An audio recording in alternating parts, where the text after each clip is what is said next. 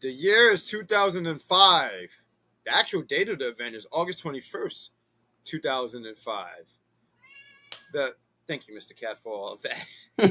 The main theme is Remedy by Seetha. I'm hoping I say that name right.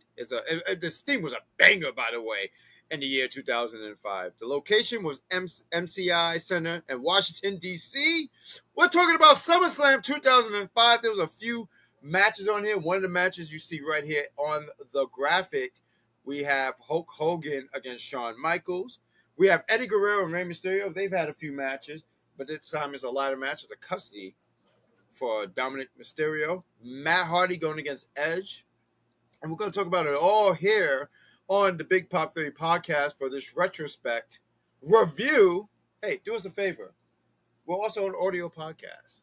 We talk about the stuff going on currently for the audio, and we use this YouTube, which you can hit the like and subscribe. Thank you for all of that. It's wonderful having a cat here, folks. Thank you for knocking down my PS4 controller, Mr. Cat. But do us a favor, hit that like, subscribe, and notification so you can hear us talk about wrestling. And if you have something you think we should review, a retrospective we should review, hit us up and we'll talk about it. And you can hear me yell at my cat. Let's take down this graphic. Thank you. This is the Big Pop Theory podcast, and I'm with the boys. I identify myself as the Great Grand Slam Pooba. By my side, I have the smartest man in the room, Rich Kings.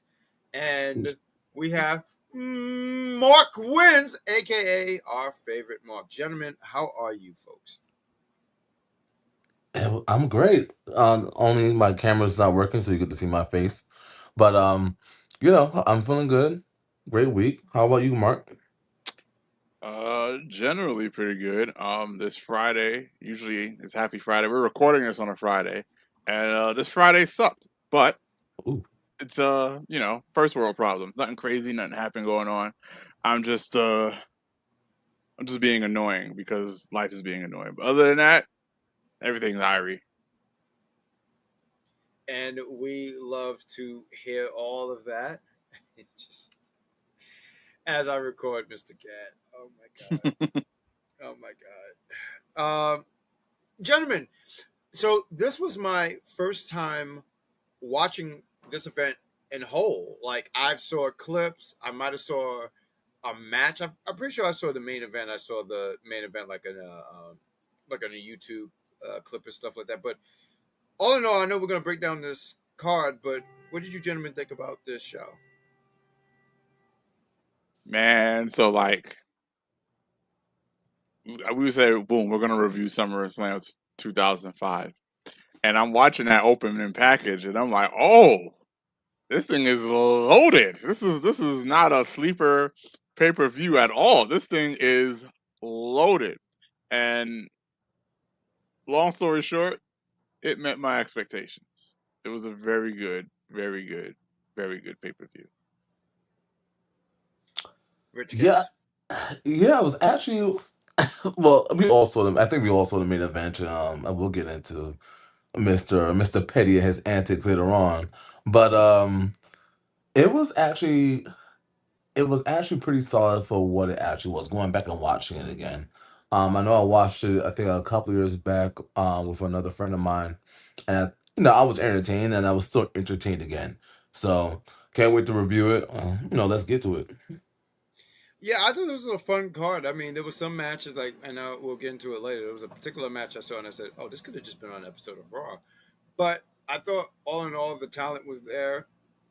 One of the things that I felt, we had 2 World Championship matches, and I was like, man, I felt like their legs were cut off short because some of the matches were cut.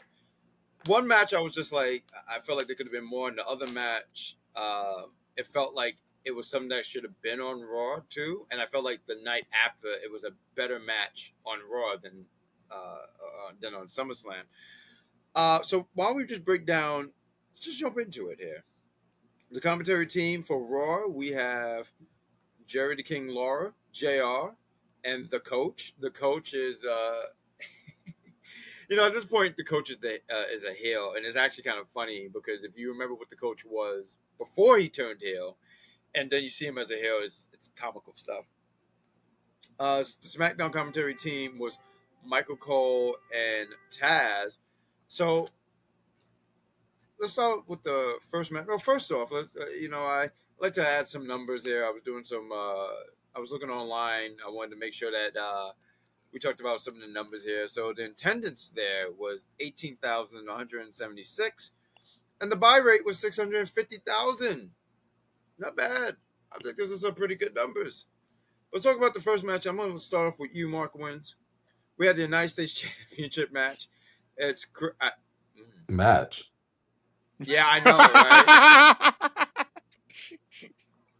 Okay, you know what? Let me rephrase that. The opener. How's that? But here's the thing, though. So I remember I was taking notes here. I meant to put United States Championship match, Chris Benoit. For whatever reason, my note says Chris Brown versus Orlando Jordan. And honestly, now I want to see that match. Well, maybe that would have been more of a match. But Mark Wins. I mean, I feel like I'm asking you guys about the opener, but still, it happened on the show. I have to ask the question. Mark Wins. So my notes here, it says, Benoit destroyed Orlando Jordan. LMAO. And, yeah, not much of a match. Orlando Jones had the United States title, and now he doesn't.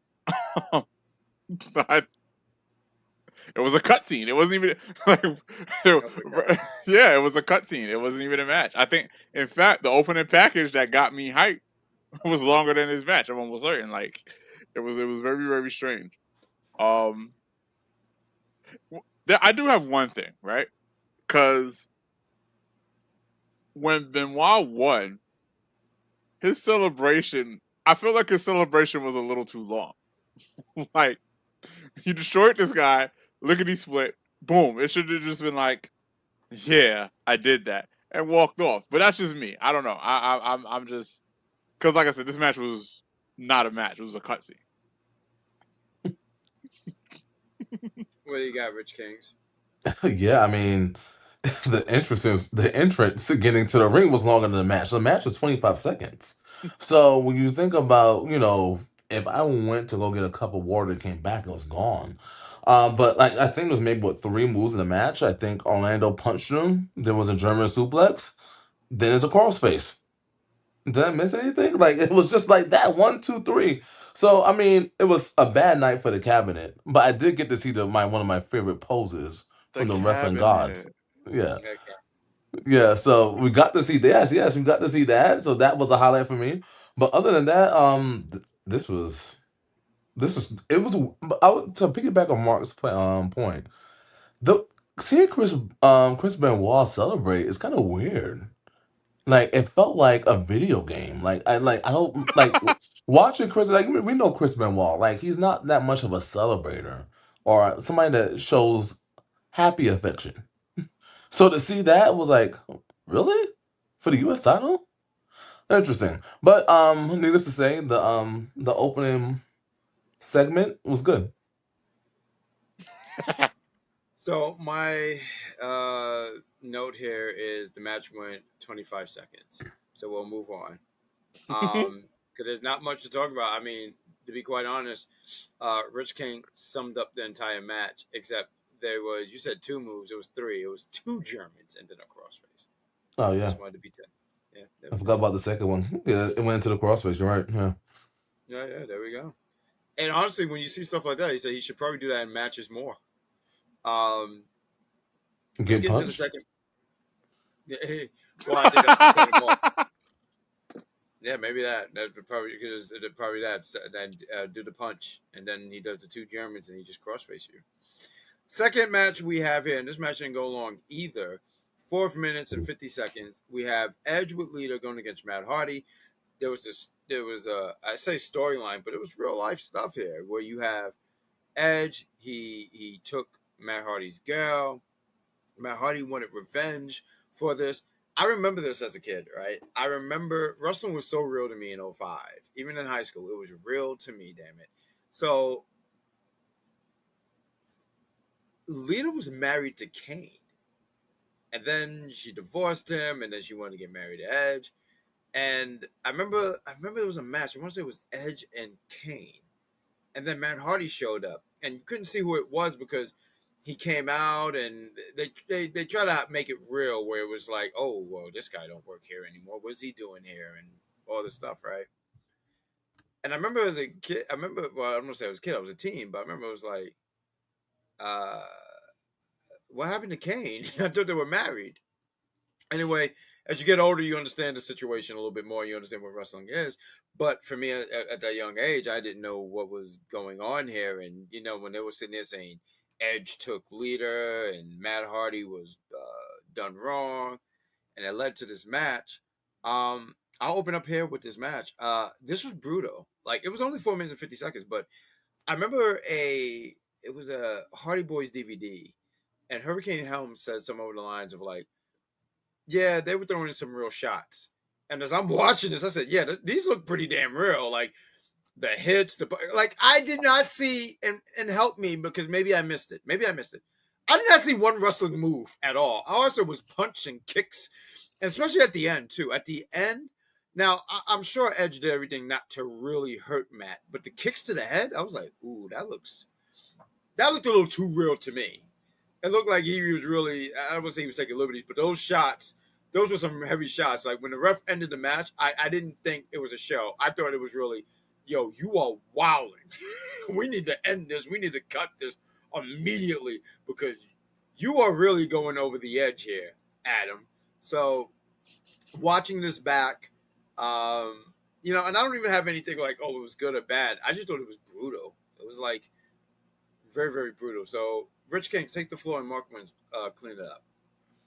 The first, I would say, 3 matches kind of reminded me of some TNA action. Like I felt like this was going to be a pay-per-view that Mark Wins did like because it gave me very much like some TNA vibes. And we watched some of the TNA shows. Like it was fast paced. There was a lot of action.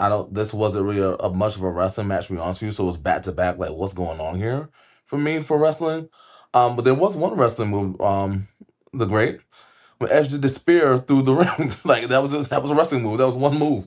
So I was like, oh, that was a Sure. highlight for me. But Sure. honestly, it was more of a brawl. And when the referee calling off the match, like because of the hits to the head, like was he really concussed? Was he not concussed? Like I don't know. Like to your point, it looked like there was some real stuff happening there. So I really give it an NA. I didn't even give it a grade to be honest with you, or just to have like like what's it was like it was like once again it was like almost like it was just action. It was just a lot of action. So that could have been left for like a Raw segment once again, but I didn't even realize it was even 4 minutes. To be honest with you, I was like, what? I was just lost. But I guess it served its purpose to help move on to the storyline and keep things going, right? So, like how Edge said, he brought Matt Hardy back. He has Vince to bring him back. So this was at the beginning tail. So I guess this was the sloppy beginning. But I really don't have an opinion or a grade for this one. Mark. Fair enough.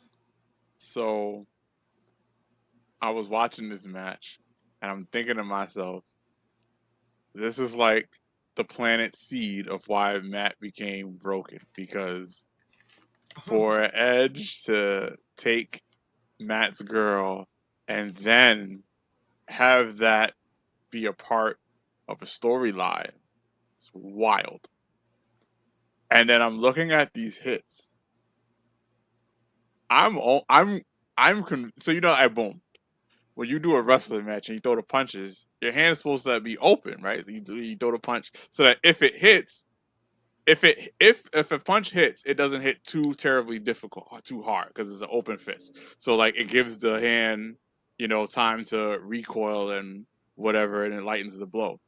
These fists were not open, particularly from one Matt Hardy. These were closed fist shots. Now, granted, I don't think the intention was to the intention wasn't to hurt, but them things was hurting. I know they were hurting. I know they were both like, oh my gosh, this hurt. But I think this is one of those matches where like you got to get that, you had to get that match out the way, and you take advantage of the situation. And I looked this up. You got Matt Hardy, he's married to Rebby. You got Edge, he's married to Beth Phoenix, and one Amy Dumas has never been married. Actually, like I mean, I know the Great Grand Slam Movement talked about the Kane storyline, but in real life, never been married, and I just thought that was hilarious because I was like, all of that for this and nothing. But oh, and then something else I looked up. Apparently, Lita had was dating CM Punk at some point, and you know, CM Punk's with AJ Lee. But yeah. Oh, and then it had the nerve to go the audacity to end in a KO. Like it wasn't like not a KO, but it was like a TKO. Like yeah, it was a 10. Oh man, this match was something else. I agree with the NA because this was not really a match. This was really like a fight match hybrid. But yes, my takeaways are this was the seed that was planted for Broken Matt. I found it hilarious that Lita never married anybody. And yeah, they was hitting each other for real. I did. The one thing I didn't look up was like how Matt and Edge interacted after this, but it looked like this was something that needed to happen, and then it's just like eventually they'll be cool. But I don't know if they're cool. I don't know. I mean, it's ever since they are on good terms. Okay. I don't know if as of this moment, but I'm pretty sure it is because I mean some of the stuff that I've seen of them, they are pretty cool and they're on good terms. And I love that, honestly, because they were cool. They were friends. This happened and it caused a rift between them. And I love a good story where at the end, things work out for them. So good on them. They're married, have kids. Good for them. But man, looking back at this 21 years ago, I was like, damn, those are some stiff shots. Like, I mean, I felt like all I kept hearing was just, I'm sorry, like all this nonstop. I was just like, not even a headlock. Like when even Rich King said, "Well, Edge did a spear," I hear you. That was a strike. Right. That wasn't that was a tackle. But still, I look forward to talking about this match with you guys here. Let's talk about this third match. We have a ladder match for the custody of Dominik Mysterio, the same Dominik Mysterio who is the AAA Mega Champion at the moment. Eddie Guerrero versus Rey Mysterio. One of my opening notes here is, who came up with this idea in creative? Like, I want to know who sat there and was like, hey, you know what would be a good idea, man? You know, Rey Mysterio and Eddie Guerrero don't have a ladder match, see? And as they climb up the ladder, but we need something up that ladder. Oh, there's custody for Dominik Mysterio. Let's do it. I feel like someone was watching an episode of Murray, and they were like, he's on to something, but what if we had a ring? Because this was, honestly, this was freaking ridiculous. Like, who came up with this idea? What are you talking about? Like, you cannot do this in law. That is not how custody battles work. I don't even, what are you talking about? A ladder? Do you know how many people would do a ladder match for custody if this was the case? This is ridiculous. But so, this blew my mind. Like, I'm watching this back, and there's literally a custody paper, whatever you want to call it, and they're fighting for this. Do you know we've had ladder matches, and you know what people were fighting for? Championship belts. No, not in 2005 SummerSlam. No, we're going to fight for the custody of one Dominik Mysterio. That's why that kid is messed up. I want you to know that. That is exactly why he is screwed up. And I love what he's been doing to Rey Mysterio and just putting him to the dirt. Good job, Dominik. I love the youth. Some of you. Some of my notes here was, did not appreciate Eddie as a heel. I really did not as a youth. Because you got to remember how this whole match set up here. Let me paint a picture, Mark. I know you saw the... I say trailer, but the vignette the set for the match, right? Eddie Guerrero said, if I lose this match, I won't tell the secret. He lost. Eddie Guerrero said, I lied! And he told the secret! And that was one of the reasons why I sat here and said, as I watched, I said, I'm not being a sore loser to my potential. This is great. This is tremendous work. Like, can you, like, he promised and he broke it. Good heel work, Eddie Guerrero. I'm sorry I didn't realize your game.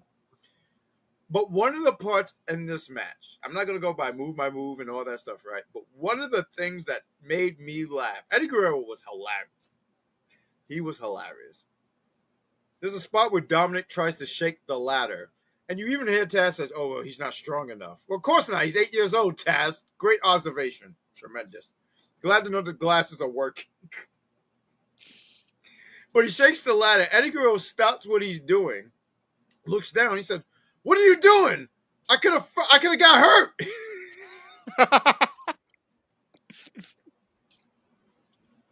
And I'm saying he's yelling at an 8-year-old boy. And I said, I'm not being an uncle to my potential. This is great. He blamed this little boy like he could have really shook the ladder. And there's a part I wanted to kind of slam dunk on Michael Cole here a little bit here, just to be playful.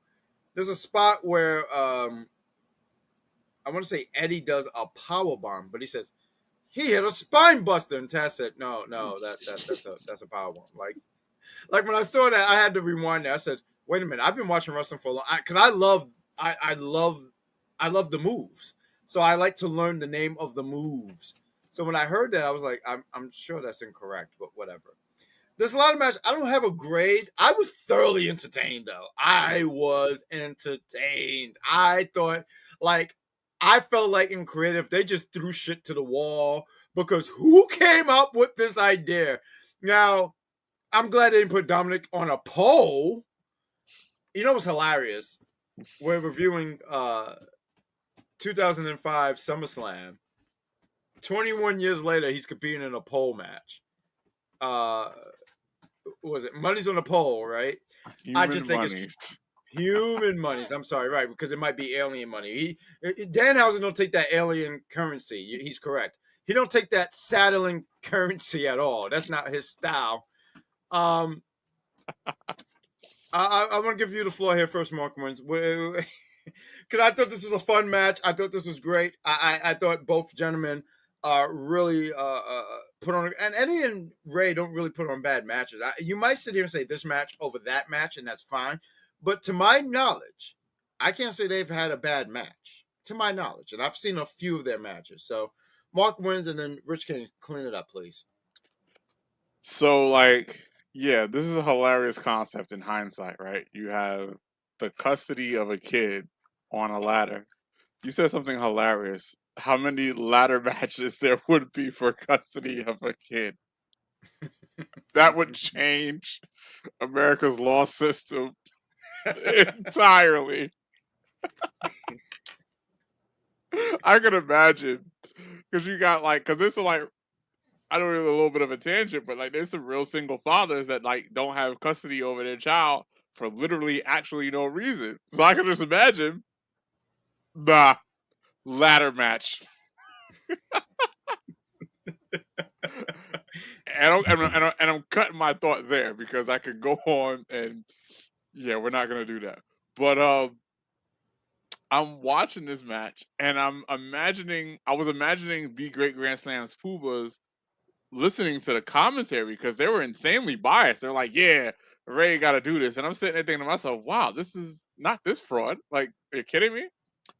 So for the most part, I'm watching this match and I feel like Ray was absolutely getting destroyed by this ladder. It was absolutely like he took so much punishment in this match. We got Dominik coming out here trying to stop things. Didn't work. Ray, this was hilarious, and this is why I'll get to my point. Eddie tried to hit Ray with a sunset flip power bomb like twice, and it just did not work. But then somehow Ray was able to get the sunset flip power bomb, and I'm sitting there like, yo, what is going on? And then like I think it was Michael Cole that downplayed Eddie talking about, oh, he hit him with a spine buster. And it's like, no, that was a power bomb. Like, what's wrong with you? Like, why would you even, what was going on? Silly. Yeah, very, very silly. Very, very silly. There was this part where Ray was trapped under the ladder. I thought that was hilarious because he's over here struggling. But then I guess because he's not Dominik, he was able to actually get out of the ladder. But Eddie didn't care. Eddie hits this guy with three amigos, and the final the third amigo was on the ladder. So I'm like, oh right, I forgot to mention. As I'm watching this match, I'm realizing I've seen the meme millions and millions of times, right? But I didn't actually know how this match ends. So I'm intrigued. This thing I'm part of the roller coaster. I'm invested. I need to know how this ends. And I see the three amigos, the third one on the ladder, and I'm like, oh wow, Eddie wins this. And then here comes Vicky Guerrero. Vicky Guerrero comes out and Vicky Guerrero does two things. She ruins the match, and she proves that Ray is peak fraud. Like there was Ray peak fraud. Like this was I got it in my notes. Peak fraudulence. I don't like. What do you mean? Ray was getting absolutely destroyed. Like he was getting dominated, and then Vicky Guerrero of all people, Little Miss, excuse me, her that Vicky Guerrero comes out and stops Eddie from getting custody of his son. Unbelievable. Disgusting. Absolutely terrible. 9.9 out of 10. You lost a point for the result. But yeah, no, this match was incredibly entertaining. I loved it, other than the ending.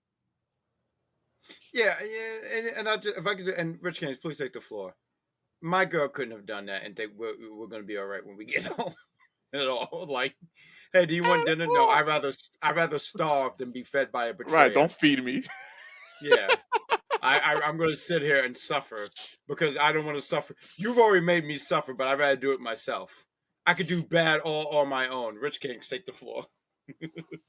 Yeah, I think you guys called out a lot of the key highlights of the match. This is the commentary also, like Michael Cole, like you did mention with the spine buster that was not a spine buster, but that he also mentioned that Eddie Guerrero was like 0 for 6 against Rey Mysterio, which is like shocking, like 0 for 6, like sheesh. And I know they like at that time they did have Rey Mysterio like on a different kind of like he was like a pre-Cena, like if you know how we have preschool.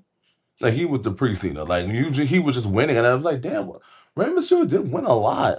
And around that ruthless aggression area. So I was like, damn, like but 0-6 sounds like a lot.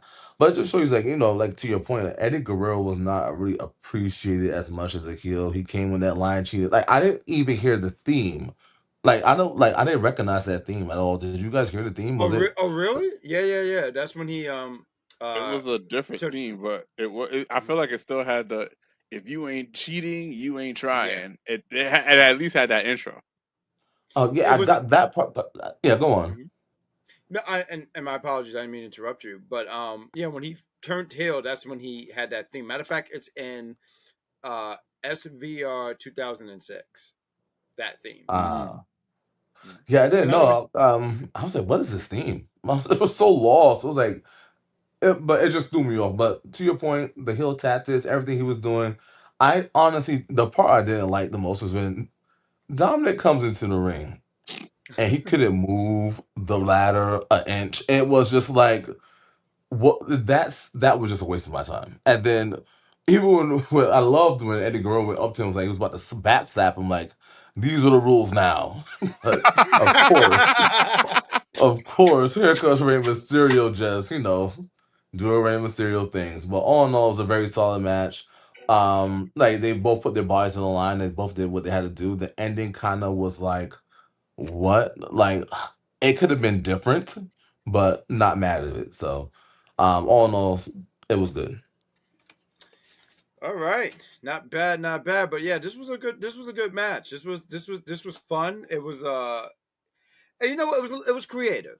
Something I think that WWE is kind of scared to do these days. Where, sometimes I see some of this stuff and I'm like, they play it safe and they don't take risk. And this was a risk. It was a ladder match. And they've done plenty of ladder matches. But a custody ladder match? Wow. Let's talk about the fourth match. We had Yes. Kurt Angle versus Eugene with Christy Hemming. This was a match to me personally that could have been on Raw. I'm gonna be honest with you. Like this match, there was nothing offensive about this match. There was nothing that, like my notes, I said here, Kurt start the match with some aggression. I said interesting notes. Kurt has never lost at SummerSlam. Never lost a SummerSlam match. You can say hi. Oh, I thought you were saying hi. Never lost a SummerSlam match. The crowd was behind Kurt Angle. Kurt Angle was the heel. They did not. Eugene came out. I don't know if he got booed. I don't want to say he got booed, but they were not feeling Eugene. But Kurt Angle, they were sitting there saying, kick his ass. Beat him up. So, Kurt gets this dominant win. And like I said, this match could have been on Raw. I felt like this was a thing that did not be. If it had to be on SummerSlam, it could have been on Heat. It could have been something that opened up kicked off the show, because this match didn't feel like a pay-per-view match. And I'm pretty sure you guys can point out some other matches. Sure, that's fine. But to me personally, this didn't do anything for me. But I said this match didn't do anything for me. I felt like they wanted Kurt Angle on the card, though. They really felt like they needed Kurt on the card. And look, Kurt Angle was a wrestling machine. If you see his body of work, you get it. But this wasn't it for me. Mark wins. Okay, so you sat there and said that this match should have been on Raw. And 99 times out of 100, yes, I agree. But what I got out of it was, remember, well, of course you remember. I know you remember this. SmackDown, Here Comes the Pain, right? And you finally get the championship. And then that first match after you get the championship in WrestleMania, they hit you with the lowest level character you got, and they have them screw you. Those were the vibes that I got from this match. Because why does Eugene have Kurt Angle's gold medal? What happened here? I don't know. I forgot to do the research. But when I saw this concept, I was like, wait, what's going on? But what I'd noticed, there was a couple things I noticed about this match, whether it should have been on Raw or not. I noticed that like multiple suplexes,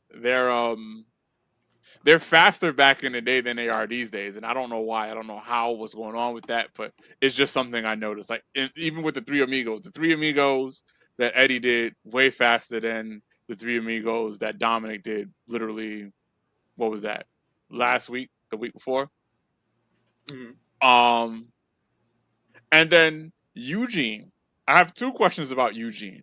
Question number one, is Eugene a Mokujin? Because Eugene did a stunner. He did a rock bottom. I feel like he did something else.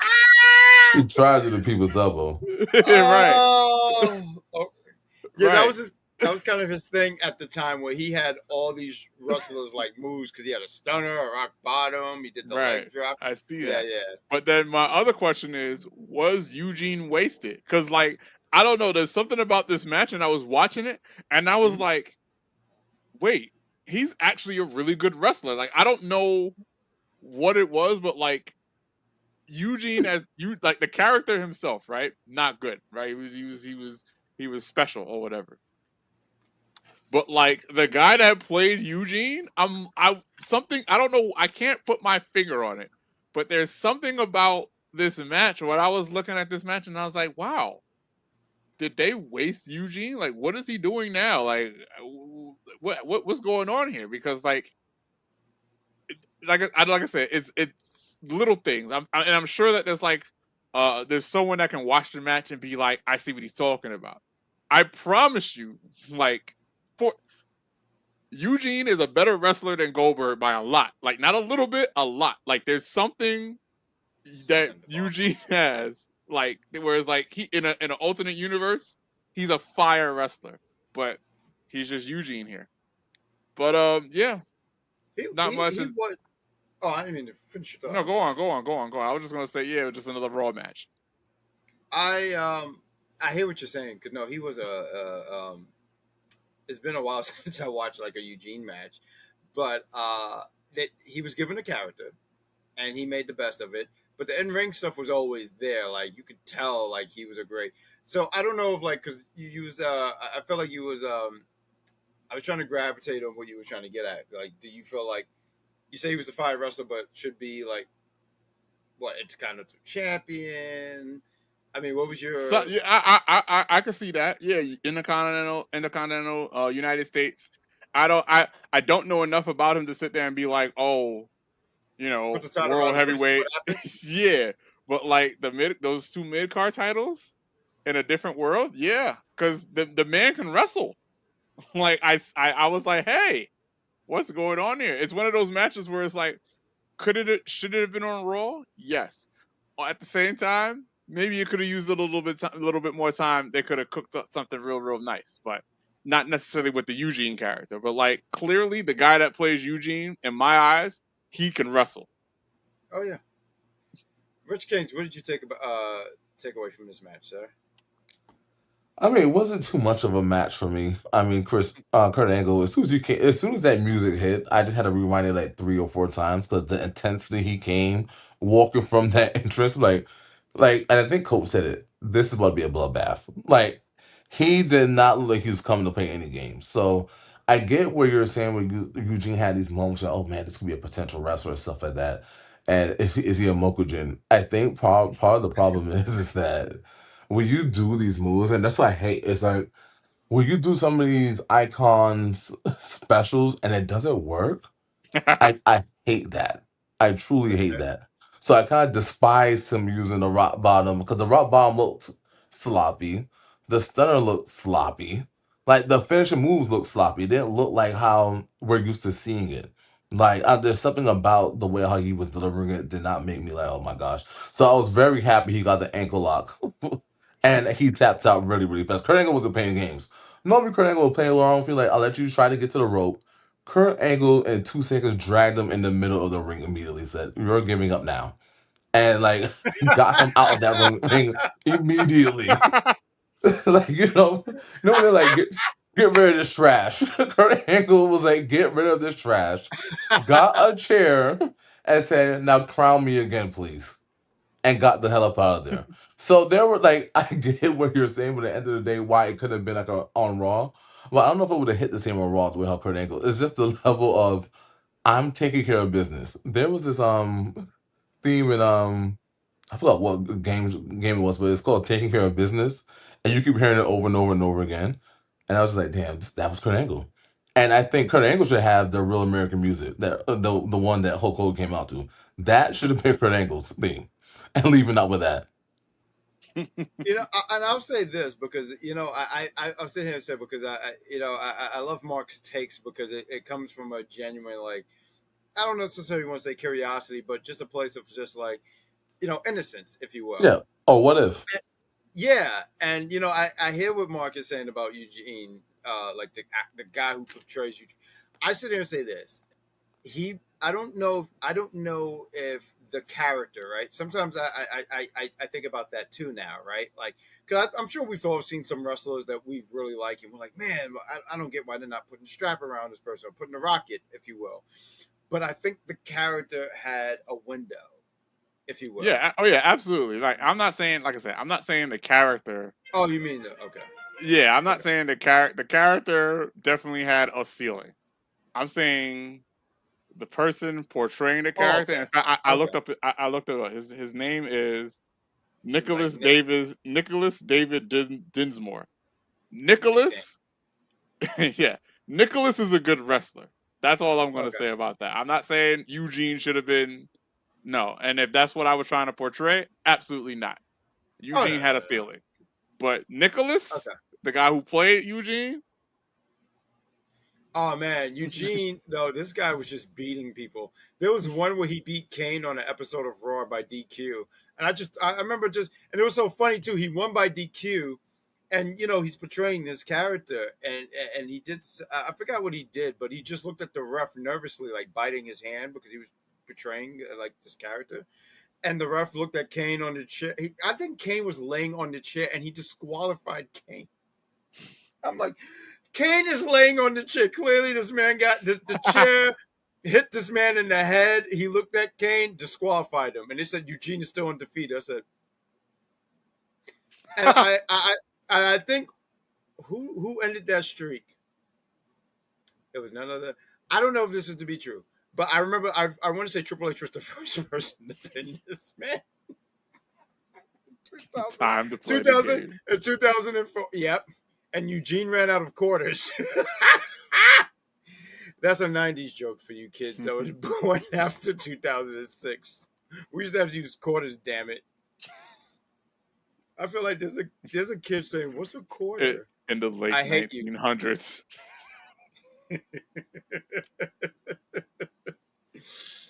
Let's talk about the next match. I can't wait to hear you guys' thoughts. Mark, I'm gonna start with you, man. We have for the fifth match here, we have Randy Orton, a young Randy Orton. Before he was the Viper, he was the Legend Killer. A young Randy Orton going against The Undertaker.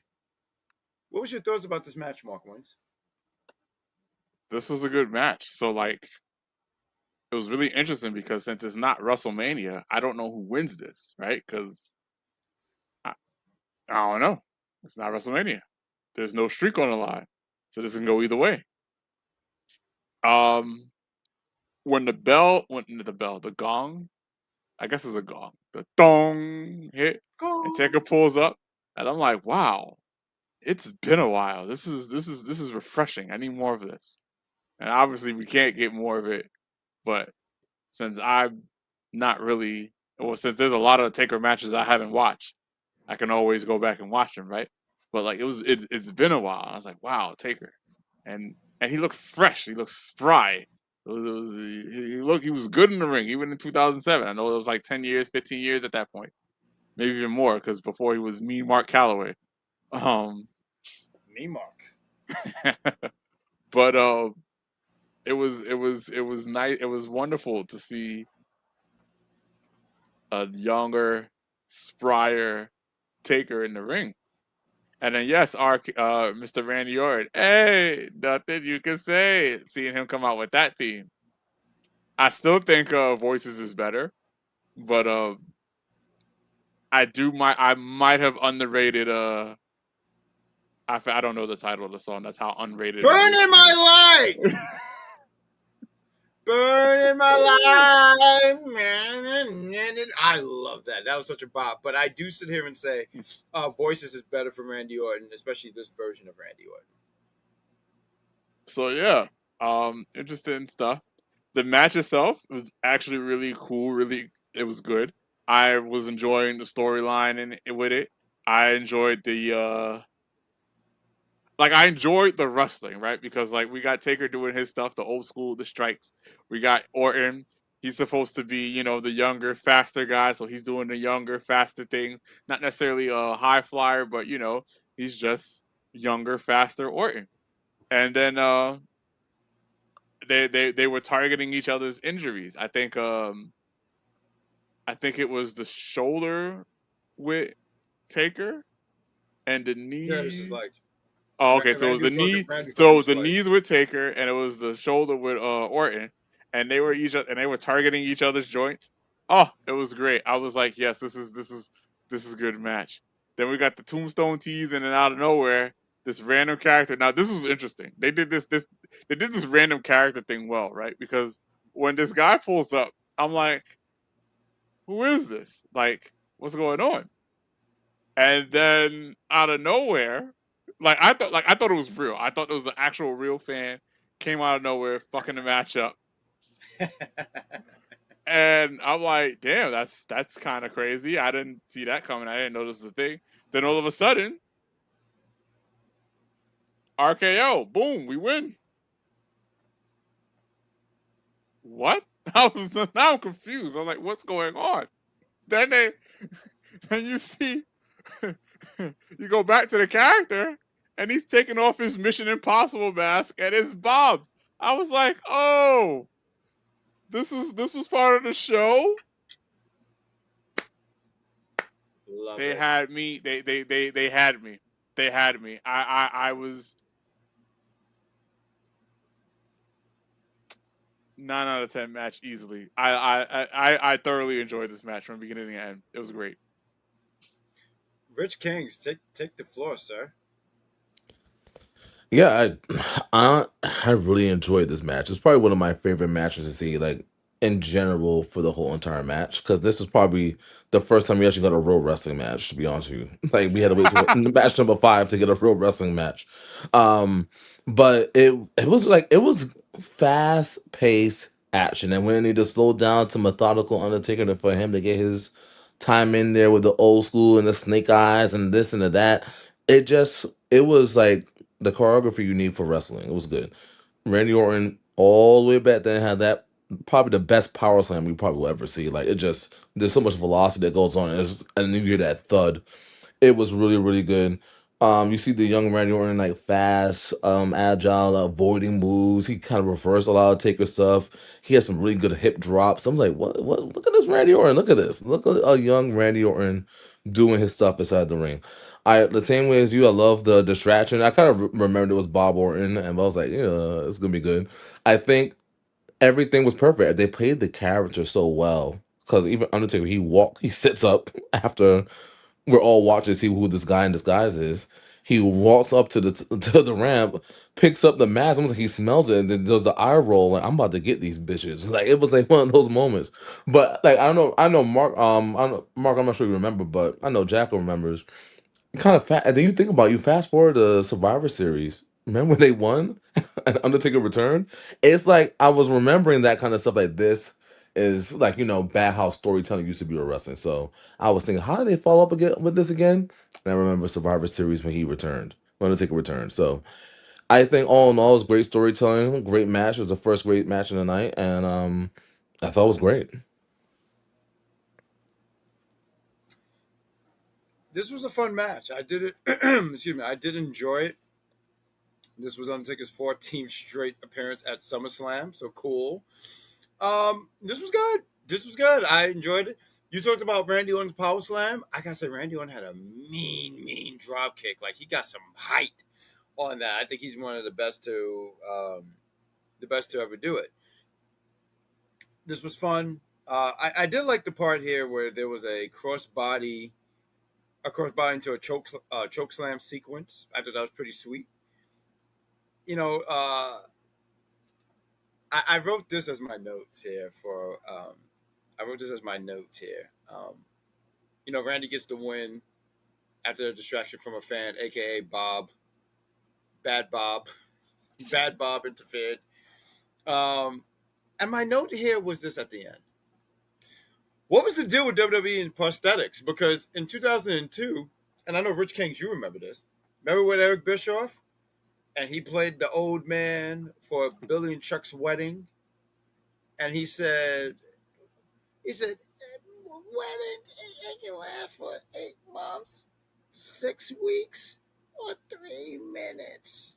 Wait a minute. Did I hear myself say 3 minutes? And then he ripped the mask. I said, what was WWE's thing here at this time? They loved their prosthetics. And honestly, there were some really good ones too. He also had a mask. It was a mask. What are you talking about? Yeah, he ripped it off and everything. Yep. That I'm almost certain that Mission Impossible has something to do with it because when when Bob was taking off the mask, the first thing I thought of was Mission Impossible. So like in Mission Impossible, they would have like these masks that look like. Mm-hmm. So obviously it was movie magic, and it would obviously be the actor playing the character until they decide to take off the mask. But yeah, that's what I was getting. That's where that was the first thing I thought of when like they were taking off the mask, and I was like, "What is this Mission Impossible shit?" For example, you know who else did it? If you remember, please. If you remember, Captain America: Winter Soldier, where Black Widow was playing some other chick, and then she took off the mask, something like that. Oh yeah. I vaguely remember it. It's been a minute. I might have to rewatch that movie, but okay, right. All right. But good match. I mean, a young Randy Orton still at it as we are recording. He's entering a feud with one Cody Rhodes, Mark's favorite. Let's I don't know if that was a no, or you was just doing our favorite hedgehog. That was a no. Correct. I thought you was doing the Sonic the Hedgehog.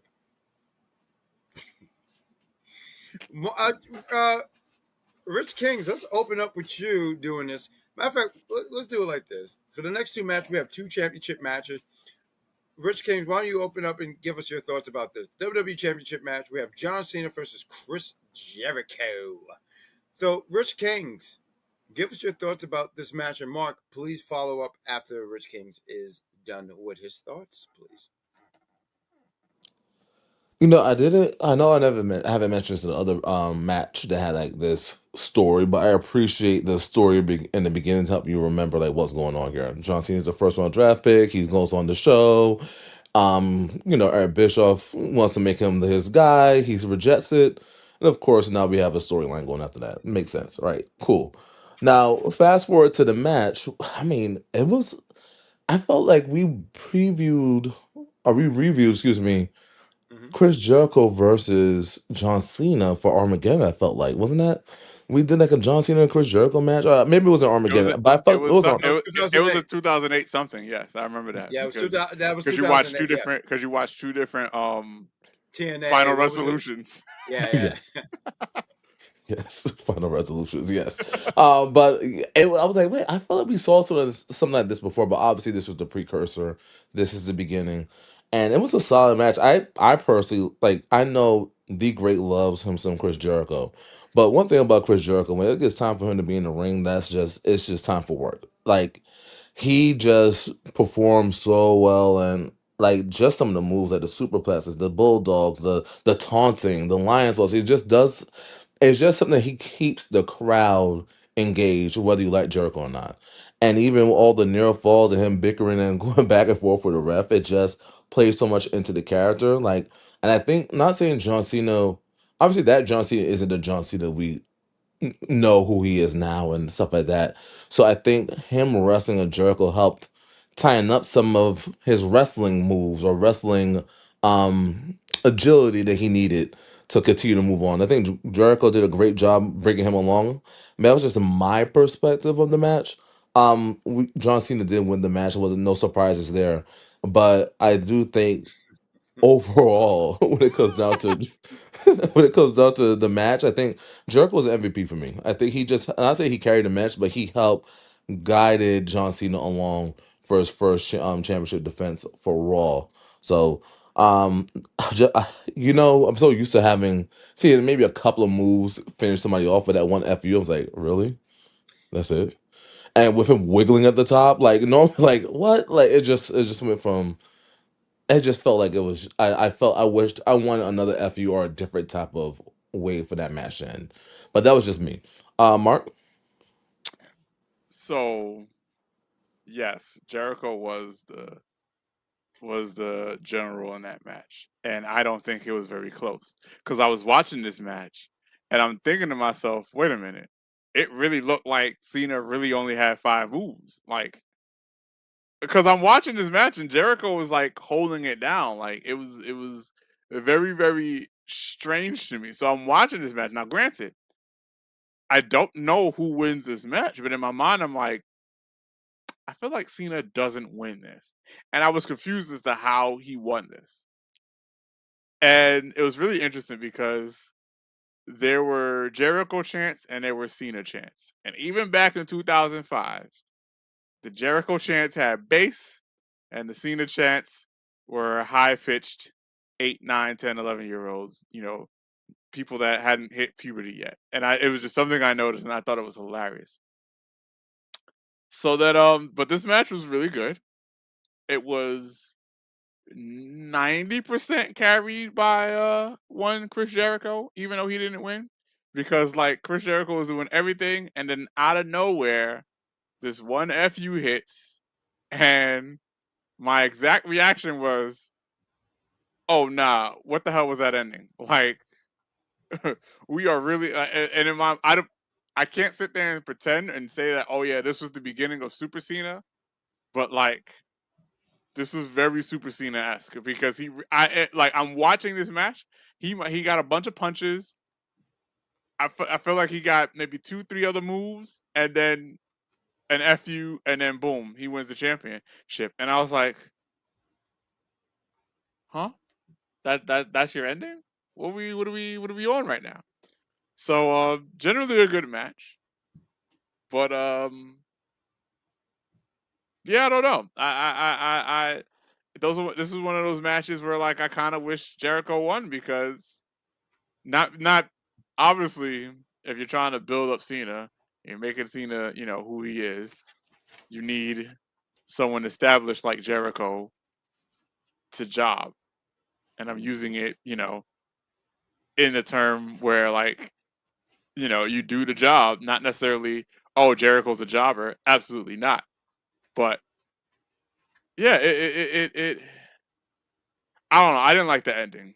Like Rich King said, I feel like there could have been more done for the ending, particularly because Cena's offense was not quite there, not in this match. But decent match overall. Yeah, I mean the match, the encounter was solid. I put solid encounter. I wasn't. I felt like there was nothing offensive about this match. It just felt like there was no heat to me. And when I say that, meaning like even like knowing the results, right? I just felt like this was a match that could have been on Raw. And hear me out though. And hear me out. Hear me out. So my memory is pretty solid. The next night, John Cena, Chris Jericho, loser leaves Raw. I want to say it was loser leave Raw. If Chris Jericho lose, he has to leave Raw or something like that. My point is saying Jericho lost and he had to be removed from Raw. That match, if you have an opportunity, I would sit here and say, check that match out. That match had a little bit more heat, in my personal opinion, than this. Like, I felt like, and I love an abrupt ending. I do like a good abrupt ending. Look up WrestleMania 10, Bret against Owen, and how abrupt it was. Bret goes for a move, Owen counters it. It was an abrupt ending. It's one of my favorites. And Owens gets the win there. Owen Hart, excuse me. This one, he just, like, there's a meme. It's like 13 years old. And there's one what they used to call it was a meme. It was this wrestler called Damian Sandow. And there's one where he says, I have you in a headlock. It's over. And then you see Cena counter. He says, oh, come on. And then you just see it's the AA. It's great. I hope I can find that meme. It's so old. But that's what I feel like. I feel like Chris Jericho said, yeah, I got you now. See, it's over for you, boy. See, you're going to see the, oh, no. Wait, no. Curses. Foiled again. That's what I was waiting for. As Chris Jericho twirls his mustache. He's on the ground, he twirls his mustache. Foiled again. I'm waiting for him to say, I hate that Cena! That was a Sonic the Hedgehog reference. I'm so sorry. But this match, like I said, it wasn't offensive. It just, and they gave him some time here too. Because I think it's always important to kind of give it like the amount of time that was given here. So I got here that they clock at 14 minutes and 49 seconds. And, like I said, it wasn't a bad match. It just didn't do anything for me. And this was, I want to say, his second defense because he had a triple threat against Chris Jericho and Christian. Wrestling historian here. Thank you.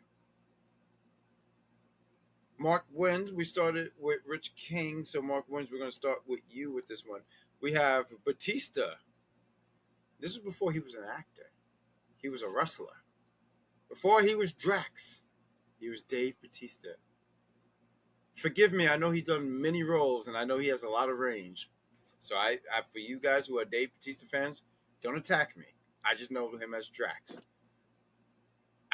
As of right now, he hasn't been sucked into the Fast and the Furious universe yet.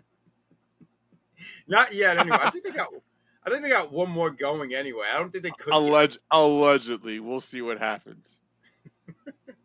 One more. I feel like Vin Diesel has been saying one more ride for the last 10 years, and I feel like I've been constantly lied to.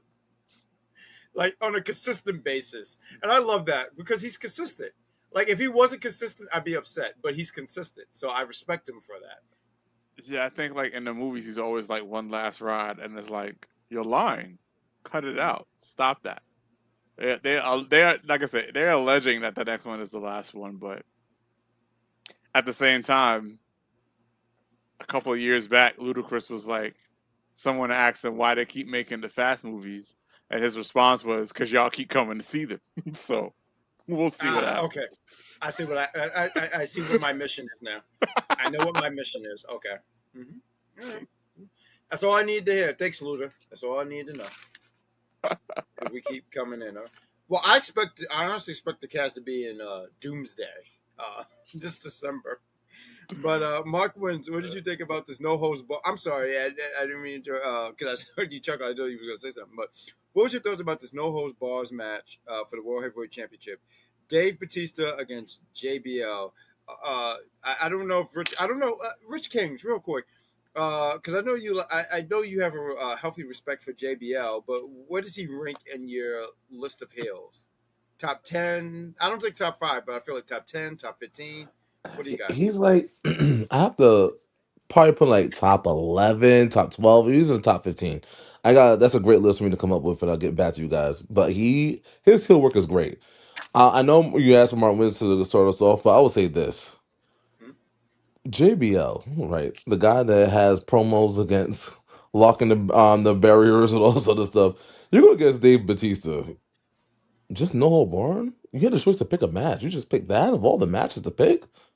No Hell in a Cell, no cage match, no nothing special. I'll give my point after, but Mark, go on. So like before we even get into the match, right?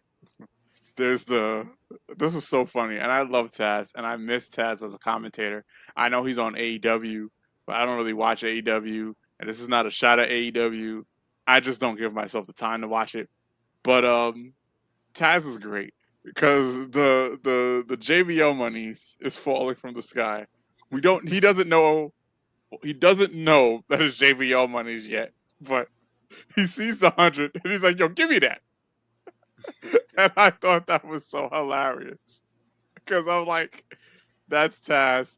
That is Brooklyn. I love it." That is Brooklyn. I'm glad that you said that. I was like, but not only that part, what did he say after?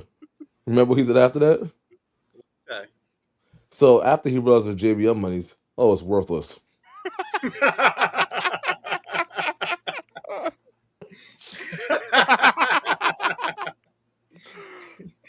Yeah. And I love that you said that because I just imaged him throwing it on the floor after that. Nah, that's funny because like that's a real New York thing, right? Like you'll sit there and you'll see like a green piece of paper that looks like money on the ground, and you're like, "What is that?" And then you're thinking like, "Wait, how does?" So my thoughts is always, "What is that? Why is that money on the ground?" And two, how did nobody see this? Because it's right here. Then you go and you look at it. It's worthless. You gotta do or you guys, or can I just say, Mark, real quick before you take your thought? Yeah. Curses, foiled again. But yeah, this match, we didn't even get. So yes, it's a no holds barred because JBL thinks that Drax got himself disqualified on purpose. So he's like, absolutely not. No holds barred. There will be no disqualifications. And the party gets started immediately. They're beating each other up outside of the whatchamacallit. You see the flip phone recording the action. I thought that was great because I was like, yes, this is Someone the beginning. In the crowd did that? Someone in the crowd was at. They were. It was either a photo or a video. I don't know because you can't tell. But they definitely had their flip phone like. Oh my God. Yeah, in 2005. That's a fact. Yeah. So someone in the flip, and then boom, it was. I'm pretty sure it was Batista that speared JBL into the barricade. That was funny because if I remember correctly, that barricade was done up for the rest of the show. And I didn't notice it immediately, but I was like, I think like in the next match, which we'll get to, I'm looking over there. I was like, wait, that barricade is still down. It's for that. So yeah, that was a hell of a whatchamacallit. Someone who pulls out a belt. I want to say it was JBL, and he was whooping that trick. And then there was more whooping the trick. Then there was a choke, and then there was a clothesline from hell. And oh my goodness, that move is intense. It never ceases to amaze me how hard the choke slam from hell hits anybody, because they're just decimated. It's an amazing move. It's a really good move. It's a really good move. And then like JBL like really leaned into it too. Like I think that's what makes it a really good move, right? Because it's not just the person that getting hit selling it, but it's also the person that hits it, JBL, selling it, because he just leans into it. It's a mean clothesline. But then I don't exactly remember what happens, but somehow Batista gets the edge, and Batista bombs JBL, right? Mind you, the stairs is in the stage. So I'm looking at this now. What I remember of Batista is Batista classically does not get the job done when the title's on the line. So I'm looking at this, and I was like, yo, this match is not done yet, because if Batista really wanted to end this match, he would have Batista bombed JBL on the stairs. As if Batista heard me through the time stream, he looks at JBL and he's like, Mark, you're right. And then he Batista bombs him on the steps. And I was like, good for him. I'm glad he did that, because that was a hell of a Batista bomb on the steps, and then pinned him 1, 2, 3. And I was like, good for you, Batista. I enjoyed the match. It was cool. It was a tad bit chaotic, just enough chaos to, wet the palate.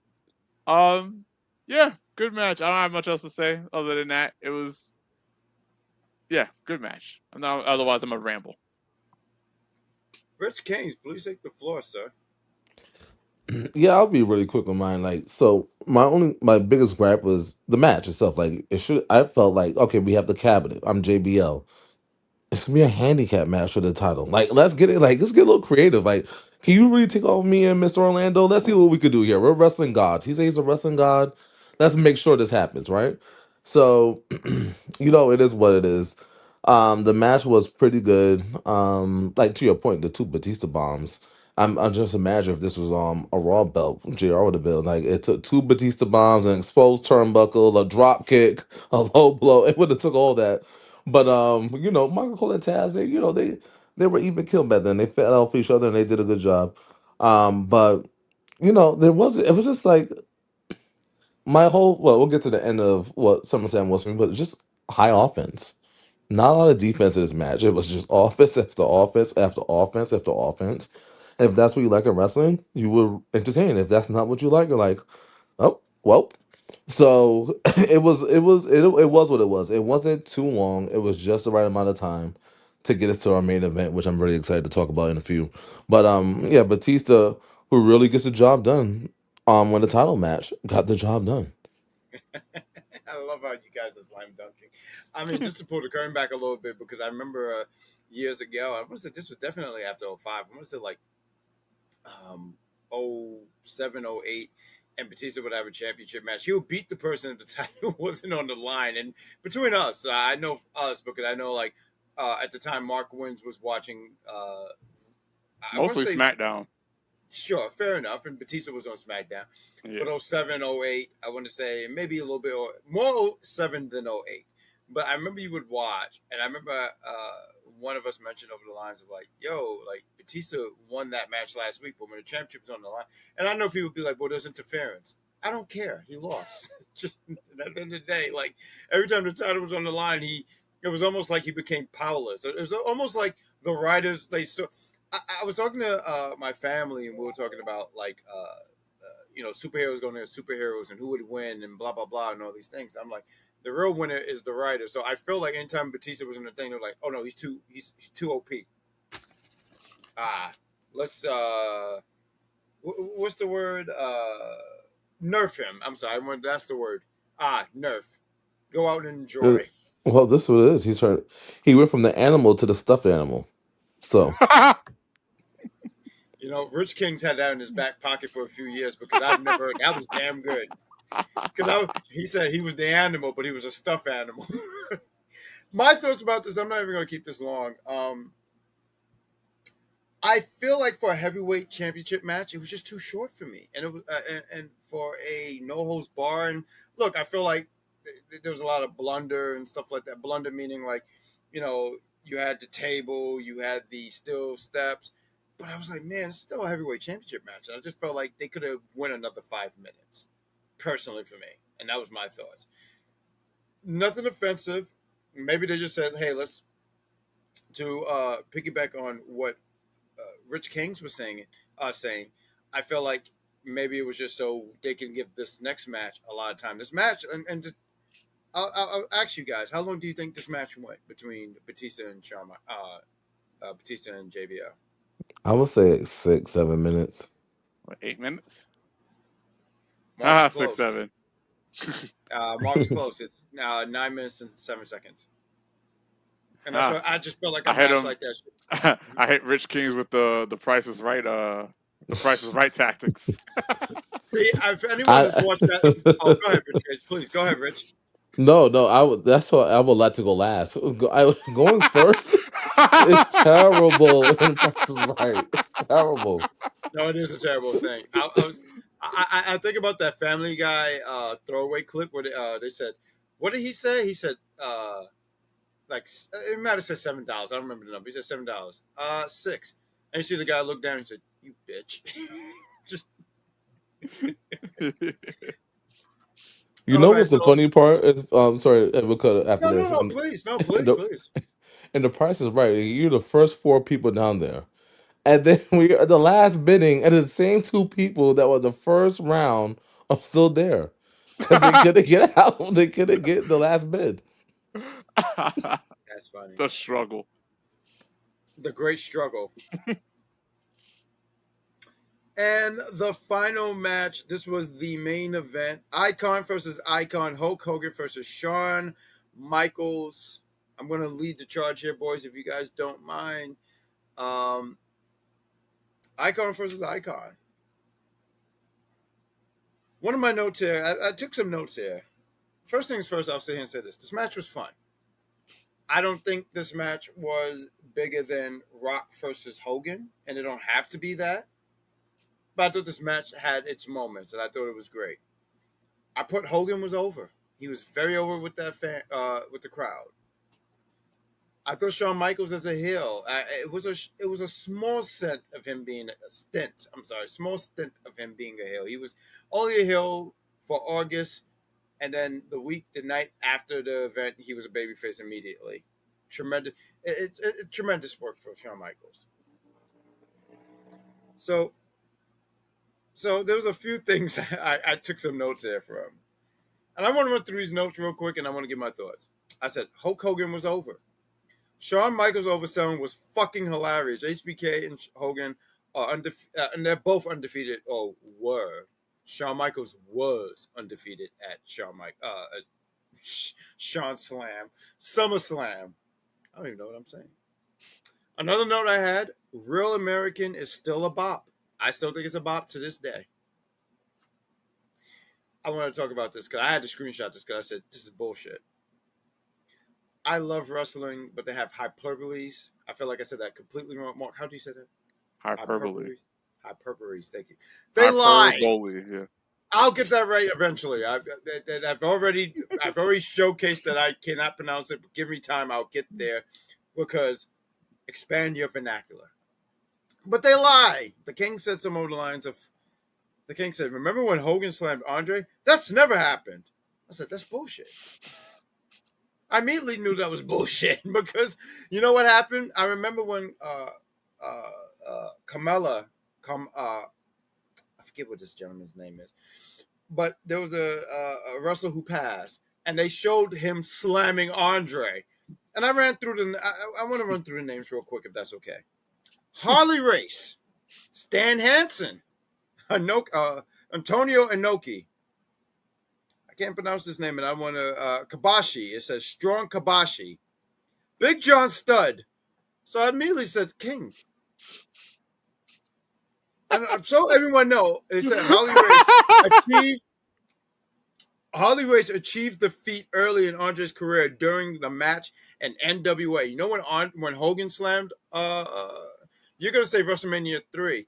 That's cool and that's fair, but he slammed him at a Shea Stadium show out here in New York, talking about Hogan. All I'm saying is that's never happened. I have some more names. Kamala, Butcher Von Cho. I said that name. Ultimate Warrior. And there's a bunch of other names. You just have to Google it. My point is that never happened. And I get it. Listen, it's professional wrestling. I get it. But Google exists now, so you got to be careful. JR says this too. I'm sorry, because there was things that was said, and I love wrestling. Wrestling is my anime. I've watched it for a long period of time.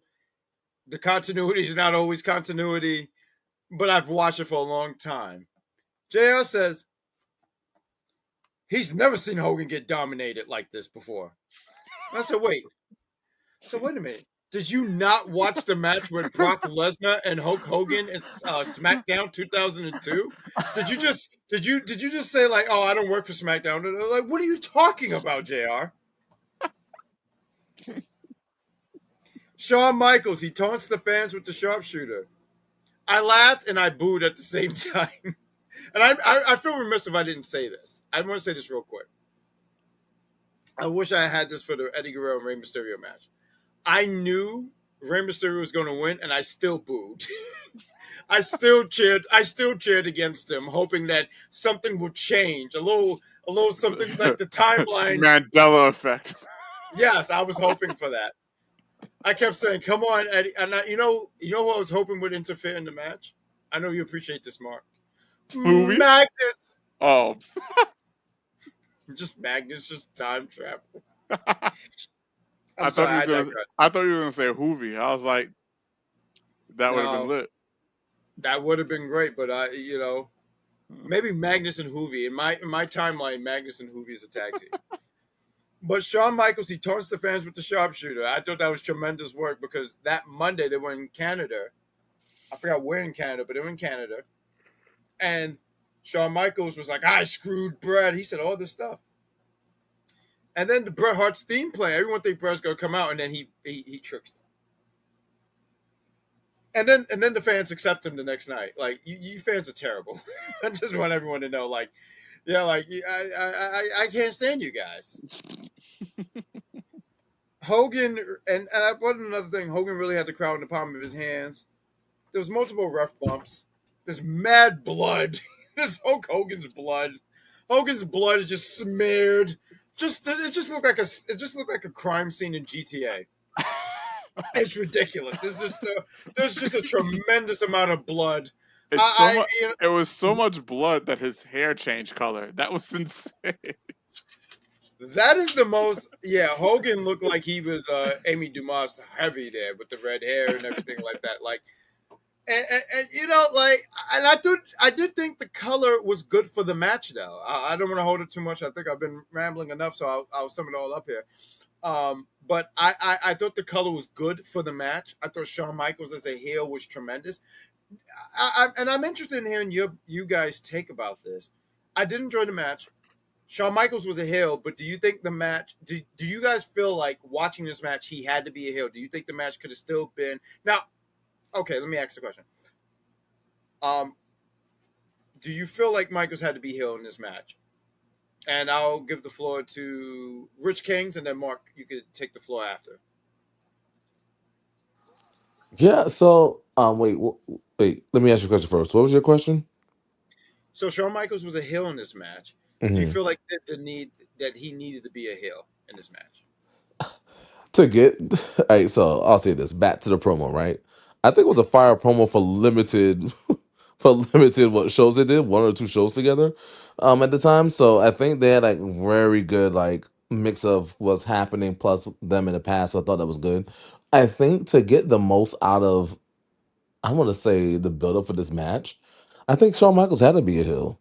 I think for Shawn Michaels, he's really good at just calling out like certain things. Like he said, like he told Hogan in the promo, "You have been living off of this same character for 20 years. Like, what are we doing? Like, stop. Like, you're like a fraud." So it was like he was like, I don't know how to put it. He was saying certain things that was gonna get certain people to get kind of riled up, and it worked a little bit. So you saw there was like maybe like a 15, 20 seconds before anybody even came out, and when his music hit, it was a mixed reaction. People love Shawn and people love Hogan, but they had to choose a side, right? So I do think it was the best way to get interest into a match is to have a heel and to have a face. And sometimes when you have two faces going into it, people don't know, especially wrestling fans. They're kind of, oh, I don't know where to go. I don't know which way to do. Like, where am I going? And I think with Shawn Michaels being Shawn worked the best. Because even his antics when he saw that big old flag come down, he's looking at him like, oh, look at this guy. Like, come on, stop. What are you doing? Like, he just he was his whole thing was like it was working and it was playing with the crowd. And every time Hogan got close, pointing his finger, that should have been the reaction for everybody. He was about to oversell everything. Every time Hogan came in his way, he looked he was about to fall off the ropes. Like, and when Hogan was entering and doing his deaf, like pretending he did hear the crowd over and over and over, that was about that. He was his interest alone was longer than some of those matches we saw in the match. Right, that was longer than almost the obviously it was longer than the Chris Benoit match. It was longer than the Hardy and Edge thing, and it was longer than Kurt Angle. Like he was doing that thing for 7 minutes. So when when you do stuff like that, that just gets the crowd more amped up. And I think, long story short, you needed like a Shawn Michaels to do that with him. Now Shawn Michaels, I never seen Shawn Michaels do so many chops in one freaking match in my whole life. Like Woo! I was like, how many chops and how many punches is he gonna throw? Like slaps, and it was like it kind of was like the theme for tonight. It was like a big. It wasn't a lot of wrestling. It was a lot of action, a lot of punching, a lot of street fighting, and you see Hogan. Like to your point, his hair was changing colors. There was a lot of blood going on, and I think for that, Shawn Michaels had to be the heel to get something like that out. If he's a face doing that, it doesn't work for the match, and I think people just kind of get confused and lost. Like, where are we going? So I think that it was good. Um, once again, I was just so disappointed. Like, Shawn Michaels had all this choking him out, momentum, and all this stuff, and here comes the stare. That's what started everything. The stare started it, and then he gets that big boot that Shawn Michaels oversells, and he gets that leg drop, and it's over. 1, 2, 3. But Shawn Michaels did a good job of like, but being up Hogan, having some of his regular moves in that little like street kind of fight kind of vibe. Do his elbow drop from the top ropes. He's doing a little antics sometimes, but it just overall it was petty Shawn Michaels. You could, and we know the backstory of why he was being petty, but at the end of the day, Shawn Michaels just still performed. I don't know who you could have put in that situation and had a similar result. Only person could have been or Kurt Angle, and I think Kurt Angle would have broken his ankle like he tried to do 2 years prior, right? So we didn't need to see that again. But at the same time, is they needed that kind of heel at that point. To create something so fast, and who could be a heel for a month and come back as a face? Shawn Michaels. So I think so overall it was it was a solid it was entertaining. I don't want to say it was a match once again. It was an entertaining bout. That's what I would say. Mark. So I've seen this match before, but I didn't really look into this match as much as I did because like today or this week because I didn't realize that they both had a streak and I didn't realize that someone's streak had to end. Um I did the research to figure out why I did my research to figure out why Shawn Michaels was so upset and why he was so petty. And apparently it's because Shawn Michaels, first of all, he didn't want to go heel. And then he initially thought that it was going to be a best of 3 series. But Hogan was like, my back, I can't do it because of my back. And it's just going to be one match. So I was like, huh, that makes sense. So before this match starts, there's something interesting that the commentator says, specifically JR and Coach. JR, while I am a real American, that's playing. JR says, Hulk represents America. And Coach says, Hulk represents everything bad with this business. When Coach says that, yes, hindsight is 2020 like a motherfucker, right? Because when Coach says that, the laugh that I had to pause the match. I had to pause the match because I was like, "Yo, how did he know?" So, match starts and there is immediate overselling. It is incredible. I love it because I'm like, not because I researched this before the match starts, so I was like, okay, I see where we're going with this. I hear the "You screw Brett" chants. That's great. At some point, HBK,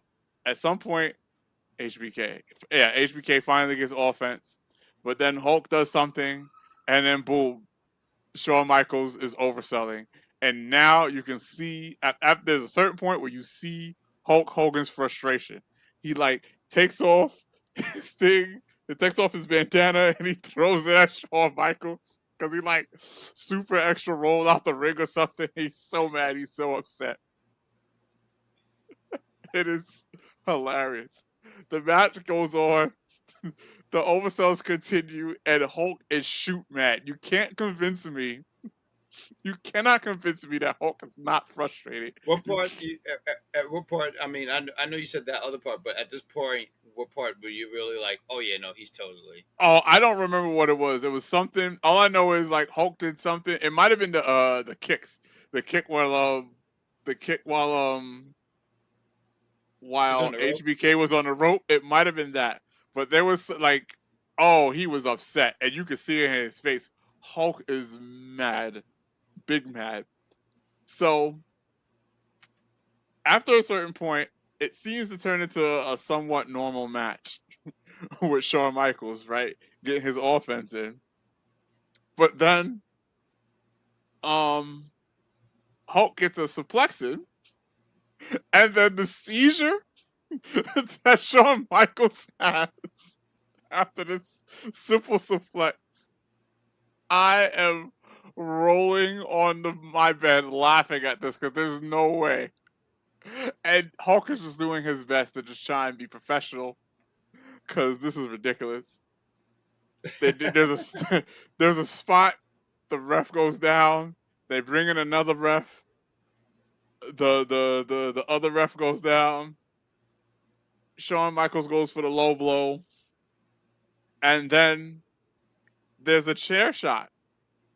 There's a chair shot. He and boom.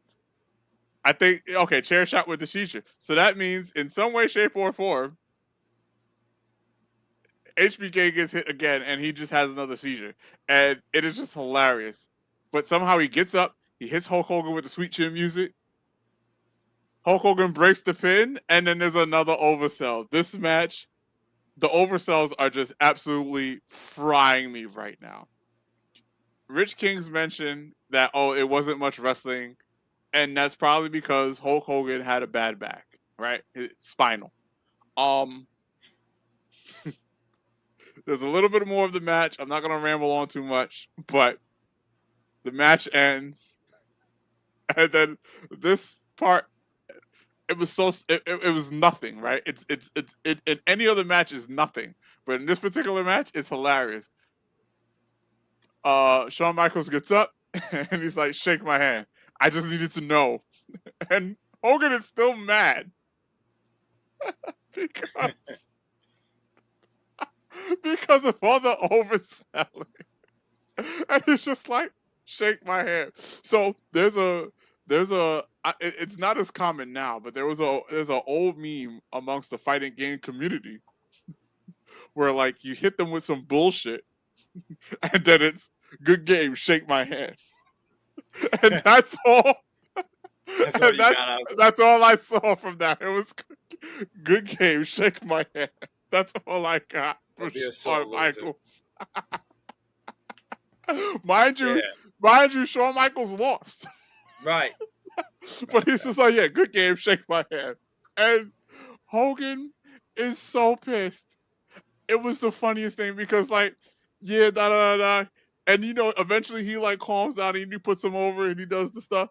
But like Hogan was so mad, and it was so funny, and I don't know who to blame for this, right? Because on one hand, Shawn Michaels was petty, but on the other hand, from what I read, this is damn near a last minute decision to change up this program.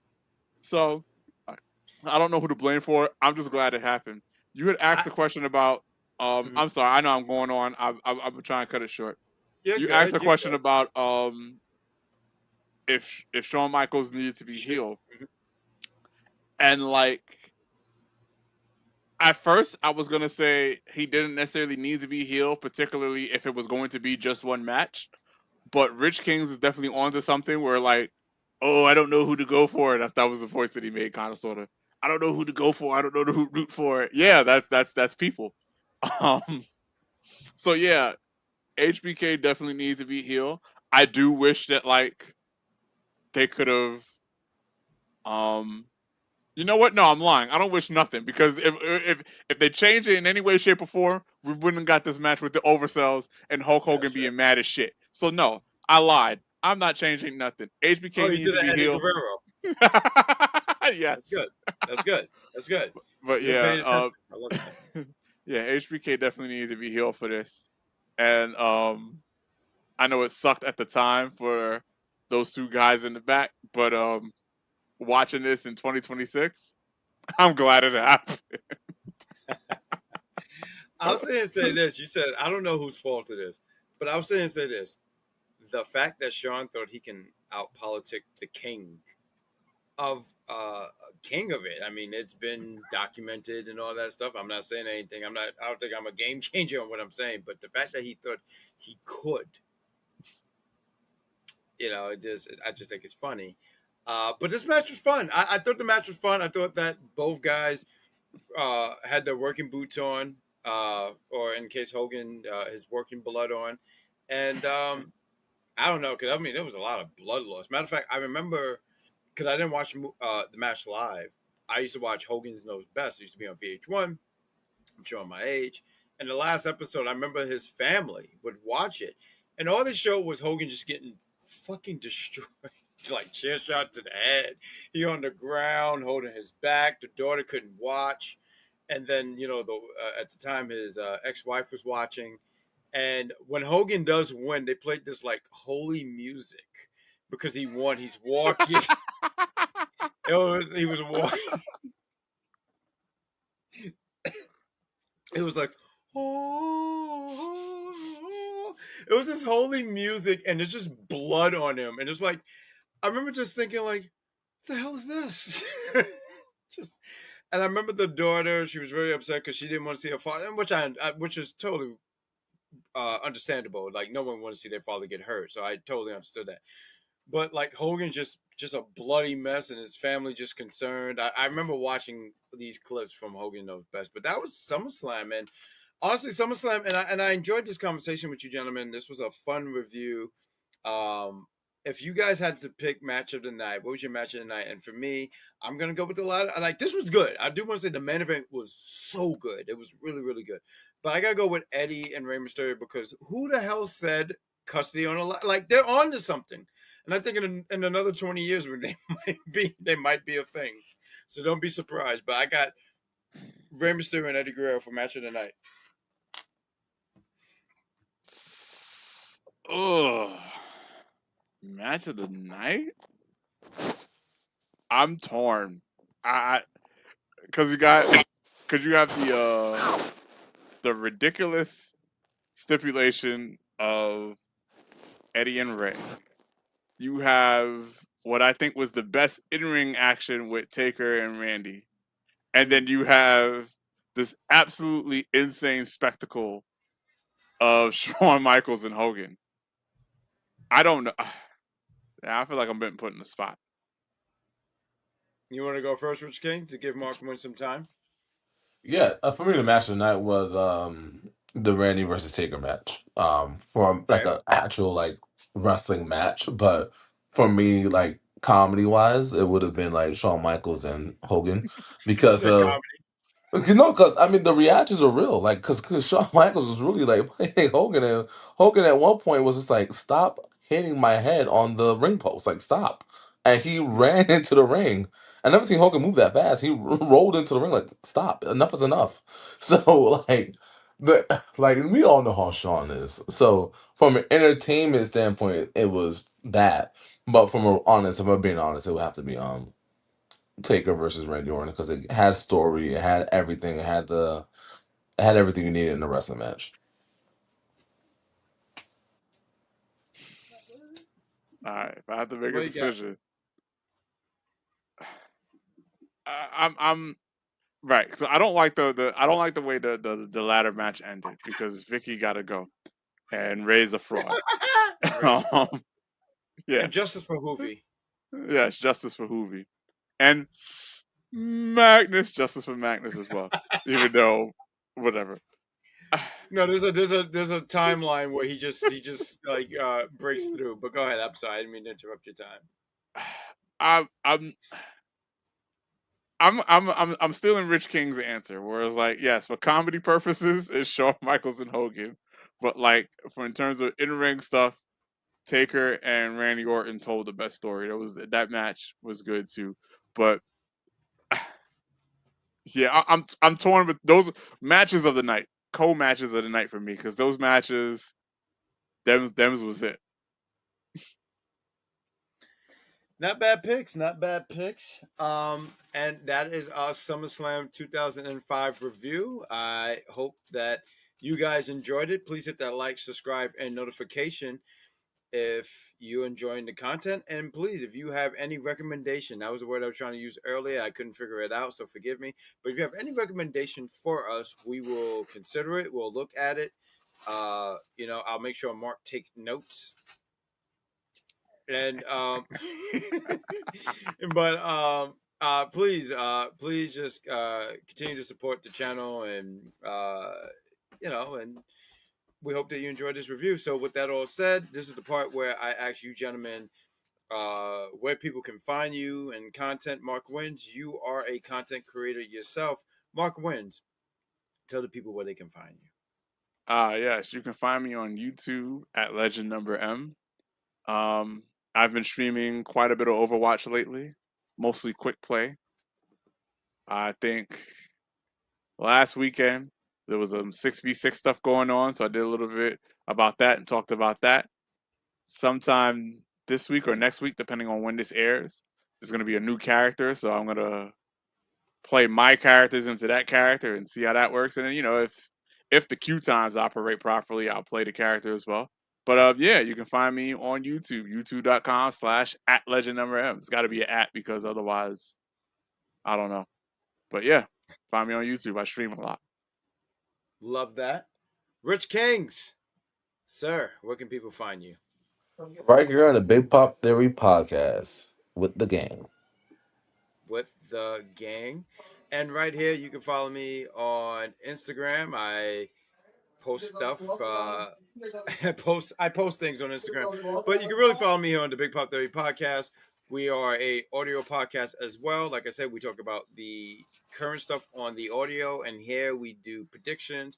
I know it's been a minute since we have done a after show review. It's summertime, and there's a lot of traveling going on my end, so it's kind of hard, but we'll figure it out eventually. Um, and continue to follow us. There's the Big Pop Theory podcast on IG, obviously on YouTube. And if you have any questions or you can hit us up on the Big Pop Theory podcast at gmail.com. That is the show, gentlemen. I want to thank you guys for another fantastic show. And we should be back for some more content. We'll figure it out. We're going to talk after the show. Hogan's hitting his boot here in his picture.